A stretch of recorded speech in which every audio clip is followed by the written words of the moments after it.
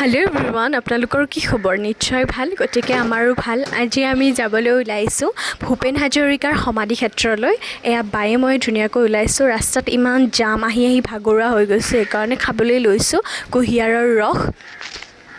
এয়া গুৱাহাটী ইউনিভাৰ্চিটিৰ কাষতে লাগি থকা ভূপেন হাজৰিকাৰ সমাধি ক্ষেত্ৰ। এয়া ধুনীয়াকৈ আহি পেলাই ফাৰ্ষ্ট ভিতৰতে আহিছোঁ, জেগাবোৰ চালোঁ, ধুনীয়াকৈ ভাল লাগিছে। প্ৰথমবাৰ আহিছোঁ আৰু এয়া ধুনীয়া লাগিছে আহি পেলাই। ৰাতিৰ ভিউটো দেখিছেনে আপোনালোকে? ইমান ধুনীয়া হৈছে।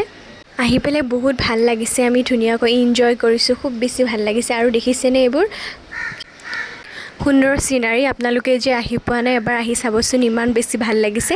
আৰু ইয়াক বাটতে খালোঁ পানী পুৰি, আৰু জানেই নহয় ছোৱালী মানুহ পানী পুৰি দেখিলে একেবাৰে খাওঁ খাওঁ কৰে জিভাখনে। এইবাৰ আহিলোঁ, আমি ঘৰমুৱা হ'লোঁ গোটেইকেইজনী, যিহেতু গধূলি হৈছে, 7টা বাজিছে আহি পেলাই।